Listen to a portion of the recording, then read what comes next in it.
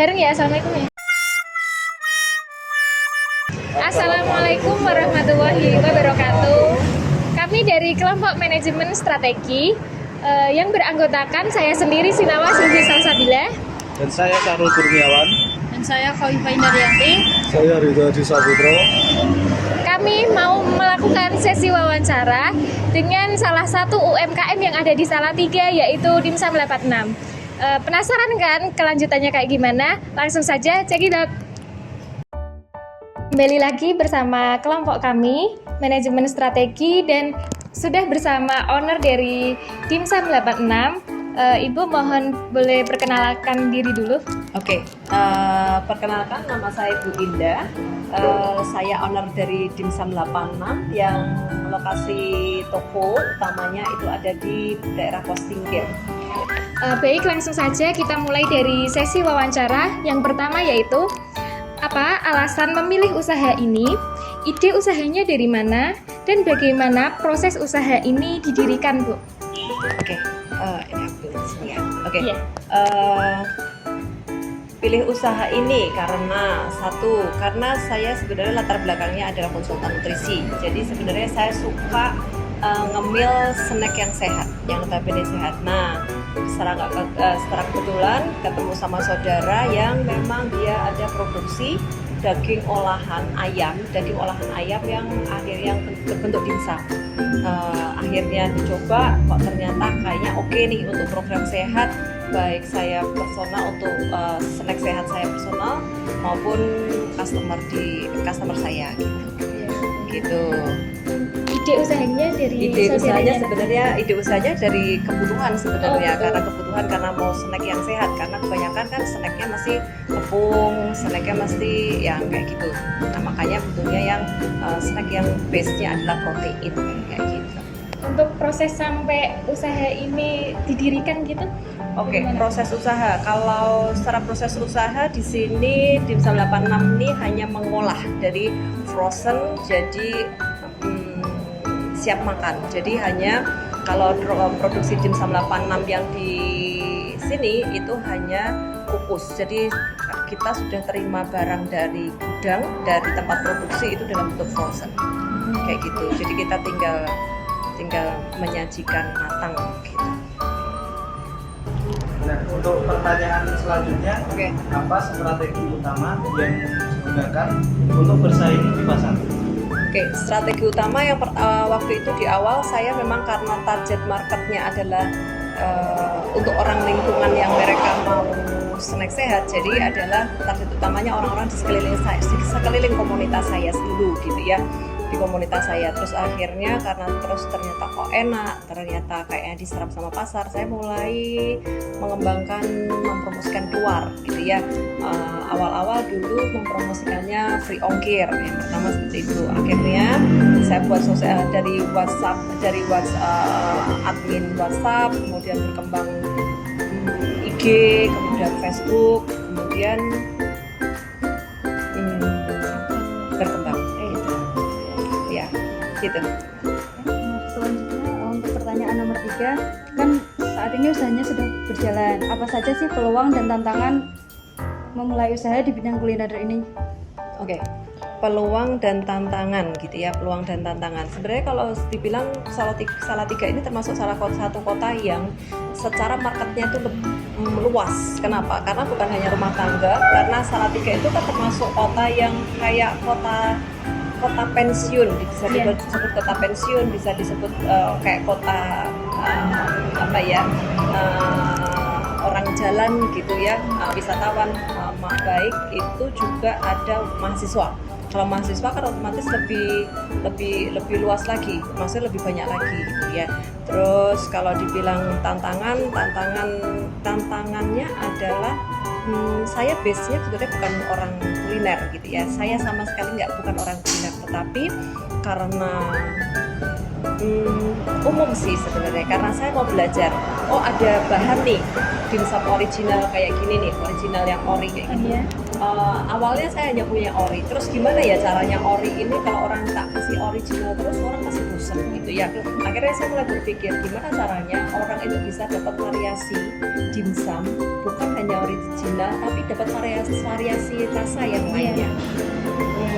Terus akhirnya berpikir bukan nggak basic orang mau suka masak juga, tapi ya hanya sekedar coba akhirnya muncullah dimsum topping pedas, muncullah dimsum topping keju, dan terus berkembang.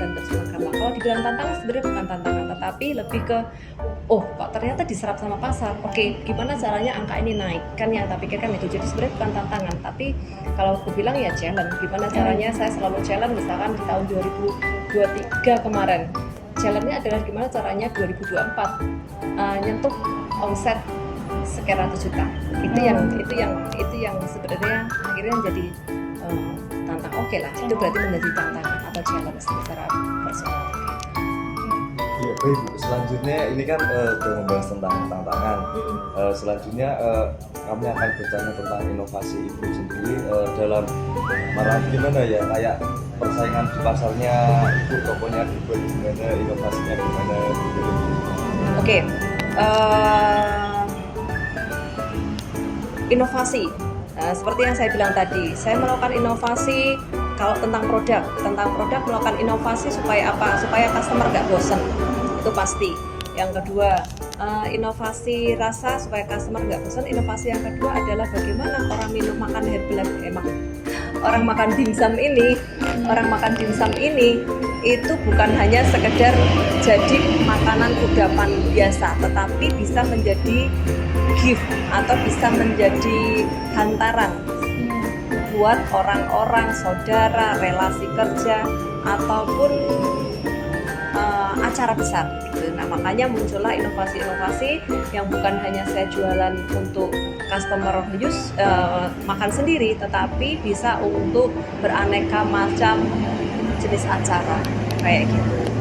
Nah, kalau dibilang kompetitor, memang pada akhirnya mungkin karena melihat bagaimana dimsum 86 berkembang ya di Salatiga, memang saya tahu juga banyak kompetitor dimsum yang masuk. Terus takut nggak? Jujur, yang saya tahu justru dari customer, Mbak ada dimsum baru namanya ini, Mbak dimsum baru rasanya, oke silakan beli, ayo Mbak silakan beli, nanti tak bayarin, kita review bersama. Dari situ ketika saya ngerasa begini, itu bisa jadi satu insight baik untuk saya ketika itu memang lebih baik. Misalkan layoutnya, berarti insight baik untuk saya. Tetapi ketika ternyata aku masih menang dirasa, nggak masalah. Tetapi itu bisa menjadi insight yang baik dan juga menjadi faktor kayak pendorong atau untuk bagaimana dimsum 86 ini bisa mempertahankan atau mau kasih lebih lah daripada apa yang ada kompetitor yang ada ini kayak gitu. Jadi kalau dibilang kompetitor ada, tapi so far takut enggak takut. Kenapa? Karena dimsum 86 punya apa ya? Kalau ditanya kelebihannya apa? Dimsumnya gede-gede, dua dagingnya lebih kerasa, yang ketiga aneka macam toppingnya banyak gitu, yang keempat rapih gitu, kalau orang ada yang komentar rapih gitu. Nah, itu yang menjadi keunggulan, sehingga ya memang itu yang menjadi keunggulan kita, sehingga memang kita mempertahankan itu. Baik, untuk pertanyaan selanjutnya ya Bu ya, karena sekarang kan udah masuk di era digital, seberapa penting sih peran pemasaran untuk strategi usaha ini? Apakah sosial media menjadi sarana pemasaran utama di dalam usaha yang Ibu jalankan? Oke. Sosial media mau nggak mau nggak bisa dipungkiri, sosial media itu ngefek banget gitu ya. Kenapa? Karena ya apalagi anak-anak zaman sekarang ya, Gen Z gitu ya, mereka akan melihat segala sesuatunya itu justru memang lebih banyak dari sosial media. Saya juga punya anak Gen Z, dia tahu kuliner baru di tempat A, di tempat B, di tempat C, update-nya selalu dari sosial media, dan paham banget kalau sosial media itu memang sangat memberi efek gitu ya, memberi efek baik itu IG, kalau postingan IG itu pasti, terus kemudian bagaimana kita bukan merespon, bagaimana kita memperlakukan IG supaya postingan kita dilihat sama orang, supaya supaya dilihatnya banyak, supaya postingan kita muncul di feed-nya orang. Kita tahu bagaimana memperlakukan. Kalau mungkin karyawan admin kita, admin Dimsum ini nggak paham, ya itu menjadi pekerjaan harian mereka, bahwa mereka harus posting, mereka harus love, bahwa mereka harus update story dan seterusnya, dan itu menjadi salah satu pekerjaan harian dan terjadwal untuk semua admin, karena saya paham memang itu harus terus dilakukan, karena tanpa promosi sosial media nonsen kalau sebuah bisnis itu akan bertumbuh gitu, karena kompetitor semakin banyak dan bukan karena kita sudah dikenal, justru kita sudah kenal itu kita harus semakin menanamkan di bawah otak pelanggan bahwasannya oh ya ada dimsum, oh ya daripada roti aku mau beli dimsum, oh ya daripada aku bawa dimsum aja, ini kayaknya lebih oke gitu. Pertanyaannya selanjutnya itu apa yang membuat produk Anda ini beda dari yang lain? Menjadi beda ya, seperti yang tadi sudah saya sampaikan, beda sih. Kalau dibilang keunggulannya, sekali lagi bilang keunggulan, ditanya keunggulannya apa gitu ya, semua orang dari review banyak customer yang saya tracking dari mungkin salah satunya di Google Map ya, berarti yang paling sering kan Google Map, atau mungkin review customer dari IG gitu ya, bahwa ukurannya besar-besar gitu ya. Apa yang membuat produk Anda berbeda? Yang membuat berbeda ya karena ukurannya besar, rasanya daging gitu ya, dan toppingnya macam-macam, dan ada banyak varian yang membuat customer itu bisa milih, oh aku bisa nih order atau request dengan size atau ukuran atau isi sekian untuk acara tertentu saya kayak gitu. Lanjut, selanjutnya bagaimana cara Ibu menangani feedback dari pelanggan? Menangani feedback, oke. Saya akan lebih ngomong ke feedback negatif ya. Iya. Ada beberapa feedback negatif, misalkan nih, Kak, kok dimsumnya tadi kemarin saya terima, pagi ini saya makan kok agak basi gitu ya. Kak, kebetulan karena saya pas buka komplainnya, saya bilang kakak minta alamatnya barang, atau misalkan kakak minta tolong alamatnya, saya akan ambil barangnya kakak, saya akan tuker semua barangnya. Kalau misalkan itu adalah, bisa jadi kalau memang itu adalah komplain yang tidak gitu, maksudnya komplain yang hoax gitu ya, pastinya itu tidak akan dilakukan. Tetapi ketika ada customer juga yang dia foto, misalkan dimsum goreng isi 4 ternyata gosong, Kak maaf ya, besok lagi kalau besok lagi jangan sampai gosong dimsumnya, Kak boleh minta alamatnya enggak? Kak boleh minta alamatnya enggak? Ini owner dimsum 86, saya mau kirim ulang dimsum goreng sekarang.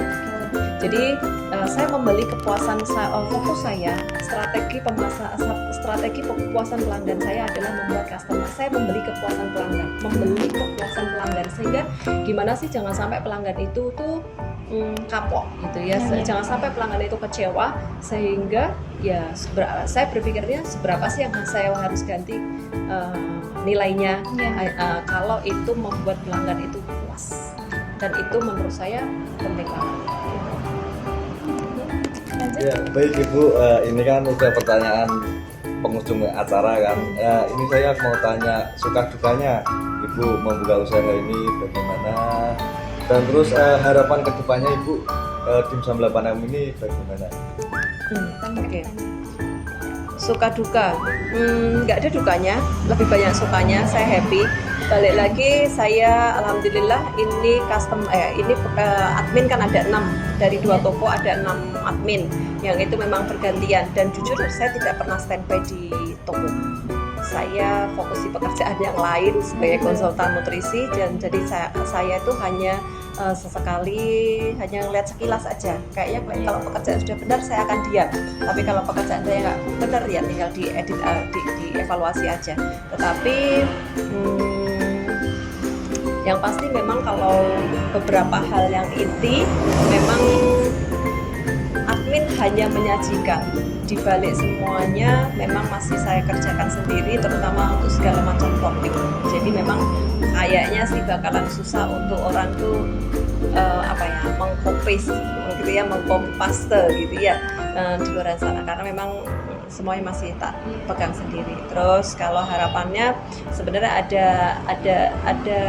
ada set goals, itu mau buka cabang lagi, nggak tahu di Salatiga di bagian barat, nggak tahu nanti akhirnya mau buka di Solo, tapi ya mungkin kayaknya mau buka, tapi memang harus banyak hal yang harus dipersiapkan gitu ya. Tetapi yang pasti apapun pekerjaannya sih saya tahu bahwa semua itu butuh effort gitu ya, butuh perjuangan, butuh konsistensi, butuh inovasi gitu. Kayak gitu. Jadi ya seperti itu. Baik Bu, kami kan dari mahasiswa, kami kan baru belajar ya, maksudnya nanti kan pada akhirnya kita kembali ke dunia nyata, maksudnya dunia kerja. Jika kami terjun ke dunia industri atau buka usaha, itu tolong beri arahan dan pengarahan Ibu bagaimana kesan-kesannya. Kesan dan pesan gitu ya untuk anak muda, Gen Z terutama. Balik lagi, saya juga punya anak Gen Z gitu ya, tantangannya luar biasa untuk anak Gen Z dengan segala situasi dan kondisi yang semua serba dimudahkan. Hal yang paling penting adalah siapapun berhak sukses gitu ya, tetapi nggak ada orang sukses tanpa kerja keras, tanpa kerja cerdas, tanpa melakukan disiplin, konsistensi, dan terus menggali kreativitasnya. Dan apapun pekerjaan, yang mau jadi karyawan, mau jadi pegawai, mau jadi wira swasta, atau mau di pekerjaan apapun, yang paling penting adalah kalian sebagai anak muda, saran terbaik adalah terus gali potensinya gitu ya, terus gali potensi sampai kapan, sampai nggak ada batasnya gitu ya, karena jangan sampai nanti benar-benar di usia dewasa baru kalian paham, oh ternyata tahu gitu aku waktu muda kemarin begini begitu gitu ya. Kenapa ya balik lagi, waktu tidak akan pernah terulang gitu ya. Hal-hal dasar terutama yang namanya kalau anak muda itu adalah tentang yang namanya pantang menyerah gitu ya. Terus kemudian disiplin gitu ya, disiplin anak Gen Z itu kan luar biasa susah gitu ya. tapi semuanya pasti akan ada ini, semuanya ada harga yang harus dibayar gitu ya. Ketika kalian suatu saat akhirnya menjadi orang yang ulet, menjadi orang yang sukses, itu pastinya mudanya saat belajarnya itu melakukan banyak hal sehingga punya kemampuan atau punya basic yang memang pantang menyerah gitu. Pokoknya ini sebagai contoh bahwasanya saya bukan lahir dari orang kuliner, tetapi karena akhirnya dipaksa disiplin, konsisten, dan inovatif, akhirnya muncullah ide-ide ya. Tapi balik lagi itu karena kebiasaannya apa? Kebiasaan saya dari kecil ada dipaksa orang tua saya untuk mau nggak mau kerja gitu. Harus kreatif, apapun lakukan gitu ya. Akhirnya ya kayak gitu. Terima kasih semuanya yang telah menyaksikan video ini. Mari kita akhiri dengan mengucapkan salam. Wassalamualaikum warahmatullahi wabarakatuh.